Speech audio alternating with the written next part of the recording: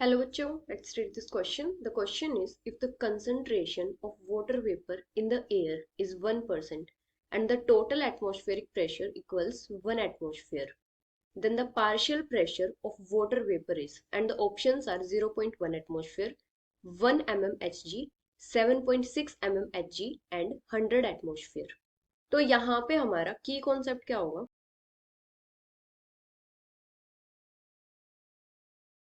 अगर हम बात करें Dalton's law of partial pressures,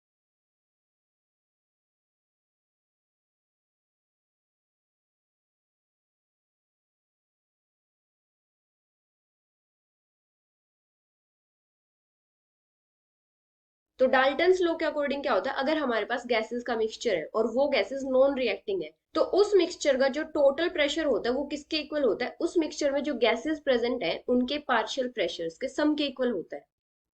मतलब जो टोटल प्रेशर होगा वो किसके इक्वल हो जाएगा? जो मिक्सचर में गैसेस प्रेजेंट है उनके पार्शियल प्रेशर के सम के इक्वल। मतलब P1 plus P2 plus P3 and so on, जितनी भी गैसेस होंगी उनके पार्शियल प्रेशर के सम के इक्वल होगा।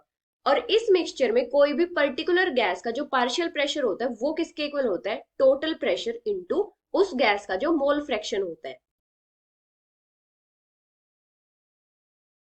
Partial pressure equals to total pressure into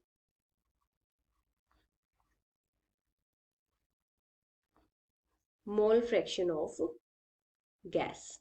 अभी यहाँ पे हमें क्या दिया है कि एयर में वाटर के वेपर्स की जो कंसंट्रेशन है वो 1% है और टोटल एटमॉस्फेरिक प्रेशर कितना है? 1 एटमॉस्फेयर है। तो हमें पार्शियल प्रेशर बताना है वाटर वेपर का। तो कंसंट्रेशन ऑफ वाटर वेपर्स कितनी है?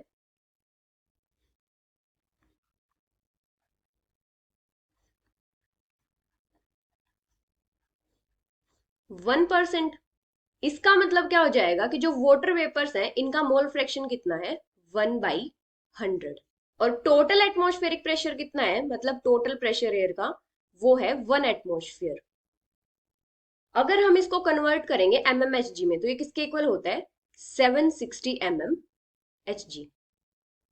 तो वाटर वेपर्स का जो पार्शियल प्रेशर होगा वो क्या हो जाएगा? Partial pressure of water vapours